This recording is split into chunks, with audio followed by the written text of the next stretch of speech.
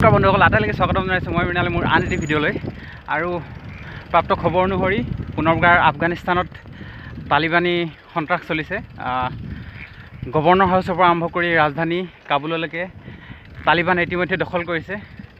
আফগানিস্তানৰ ৰাষ্ট্ৰপতি ইতিমধ্যে দেশ এৰি পলাই গৈছে আৰু দেশত হাহাকাৰ পৰিস্থিতিৰ সৃষ্টি হৈছে আৰু লগতে নাগৰিকসকলৰ হাহাকাৰ পৰিস্থিতিৰ সৃষ্টি হৈছে। অন্য দেশৰ নাগৰিকসকলে যিসকল তাত থাকে তেখেতলোকৰো হাহাকাৰ পৰিস্থিতিৰ সৃষ্টি হৈছে।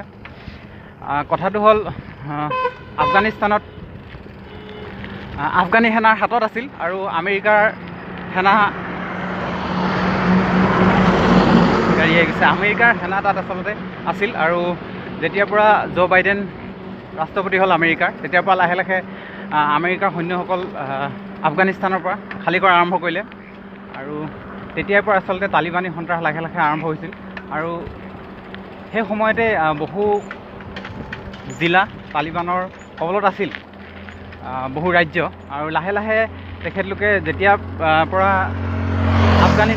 আফগানিস্তান ত্যাগ কৰিলে আমেৰিকাৰ সৈন্যই, তেতিয়াৰ পৰা তেখেতলোকৰ সন্ত্ৰাস বেছি চলা আৰম্ভ কৰিলে আৰু ৰাজধানীলৈকে উদ্ধাৰ কৰিলে। আৰু এইখিনিতে মন কৰিবলগীয়া কথাটো হ'ল আপোনাৰ ইতিমধ্যে ৰাষ্ট্ৰসংঘৰ প্ৰতিক্ৰিয়া এতিয়ালৈকে বিশেষ দেখিবলৈ পোৱা নাই।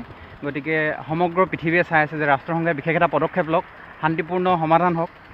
যিহেতু জো বাইডেনে তাত আফগানী সেনাৰ হাতত লাহেকৈ অৰ্পণ কৰি আহিছিল জো বাইডেনৰ আমেৰিকাৰ সৈন্য, কিন্তু পৰিস্থিতি অতি ভয়ানক হৈ পৰিল। গতিকে লক্ষণীয় হ'ব ভৱিষ্যতৰ দিনত কেনেধৰণৰ ৰাষ্ট্ৰসংঘই পদক্ষেপ লয় আৰু আফগানিস্তানত কেনেদৰে শান্তি সম্প্ৰীতি বিৰাজ কৰে। আশা কৰিম দেশখনলৈ অতি সোনকালে শান্তি সম্প্ৰীতি বিৰাজ কৰক। ধন্যবাদ।